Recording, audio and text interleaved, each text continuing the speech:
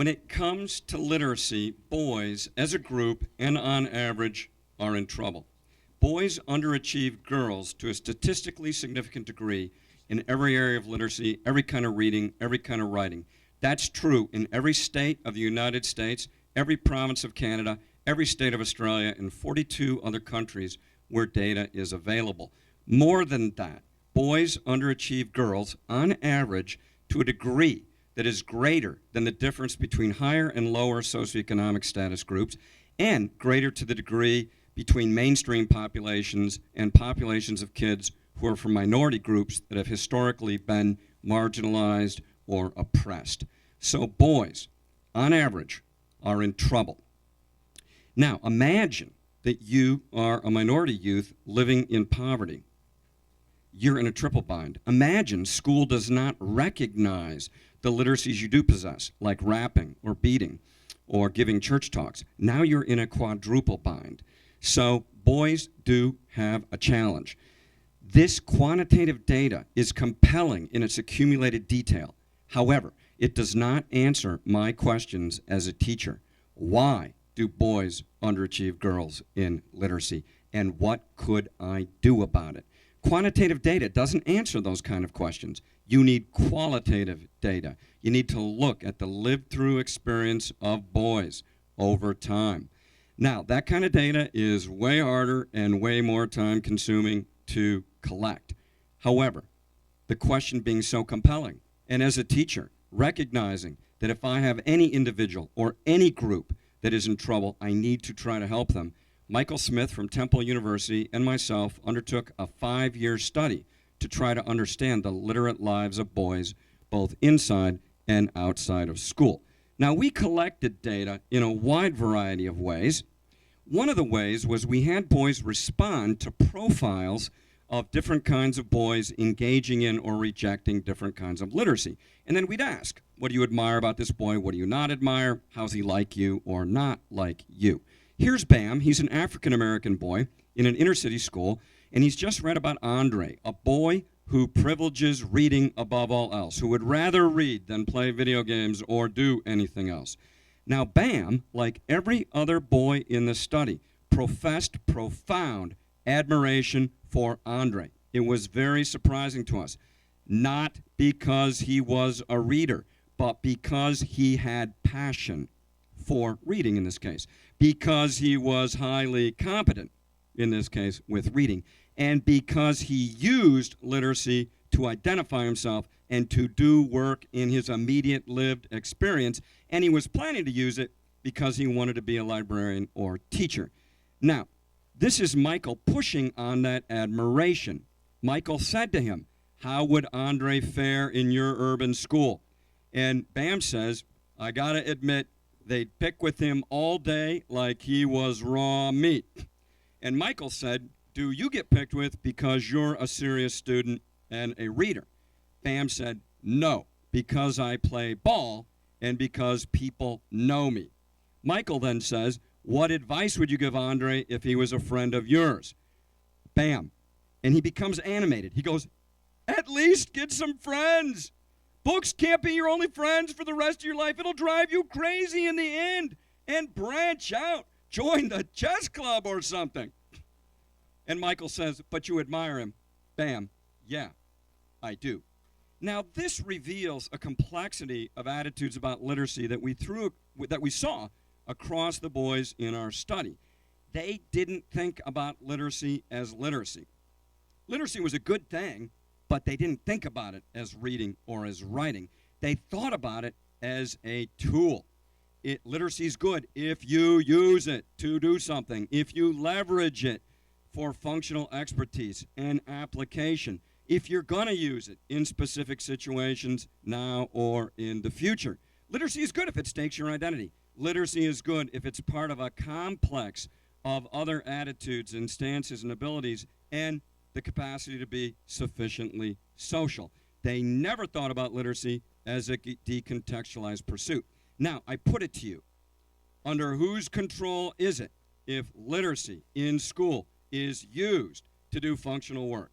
If it's a way to solve a problem or identify yourself, that's under our control. Now, the central findings of the study were about motivation. We had 10,000 pages of transcript. We read 600 studies about boys and literacy and gender and motivation. None of it explained our data. We finally went to the data on the psychology of optimal experience. We found a guy named Mihai Csikszentmihalyi. Luckily, when we met him, he said, "Call me Mike." And his work was very helpful. He studied boys and girls, men and women, for over 40 years, and what he has studied is what are the conditions under which people are motivated. His conditions of flow entirely explained our data, every case of motivation, every case of the lack of it throughout the study, inside and outside of school. The first condition of flow is that you have a clear purpose, goals, and immediate feedback. Now, we interviewed every boy about every assignment and every subject for a semester. Not a single one could tell us the single purpose of a single assignment. They'd say stuff like, you got to do your work or you can't pass. But when we pressed them, what does the teacher want you to know or be able to do? They could not tell us. Now, what could be if we made our teaching matter by organizing it around problems to be solved, around inquiry or essential questions? The second condition of flow was that you have a challenge that requires an appropriate level of skill and you get assistance to meet the challenge. This is sociocultural psychology. This is the basis behind the new next generation standards and assessments. Now, the boys complained more that school was too easy than that it was too hard, which surprised us. When they complained about the hardness, they did not complain about it being hard. They complained they didn't get the help they needed. One boy said it's like teachers take you out, throw you in the deep end of the pool, waits to see if you drown, and then mark it down in their grade book. They wanted challenges, but they wanted to be assisted to meet the challenges. Now, what could be if we prepared kids for success before the challenge through front-loading and through sequenced instruction? The next condition of flow is you have a sense of control and developing competence. This is the linchpin of motivation, that you see yourself improving. Now, the boys often said teaching or school is about playing guess what the teacher already knows. One boy said, in school, you're taught how you're dumb, not how you're smart. Now, to the degree that that is true, school undermines the basic human needs for motivation. But what could happen if we foregrounded what the kids could do, gave them procedural feedback about what they do and the meaning and effect, and how they could extend and build off of that? What if we tracked how they were smart and how they were improving? The fourth condition of flow is you have a focus on the immediate experience. What you're doing is currently relevant, that you're making or doing things, that it has an immediate function, that it's fun or humorous because when you're laughing, you're immersed in the immediate, that it's edgy and debatable and exportable. This edginess was used to the kids. One boy said, school takes twisty, twirly ice cream with sprinkles on top and changes it to pure vanilla. We take the most interesting, debatable topics and teach them as facts. What could be if we focus more on fun and on choices and on personalized learning in the context of the classroom projects and inquiries? The final condition of flow was the importance of the social. One boy could have provided a mantra, it's always better with friends. Always. They privileged collaborative group work, peer assistance, social purposes, and sharing what they learned with other people. What could be if we did more collaborative learning in school? It did more to fulfill the contract to care in schools. This was another finding we had. The kids, across all of them, insisted on the relationality of teaching. They would only learn from people who knew them. Teaching and learning was relational and occurred in relationship. They insisted that teachers try to get to know me personally, care about me and recognize me as an individual, attend to my interests in some way, help me learn and work to make sure I've learned. There's that Vygotskian sociocultural teaching. Give me a challenge and help me to do it. Be passionate, committed, work hard, and know your stuff. Elementary school teachers are saying, duh.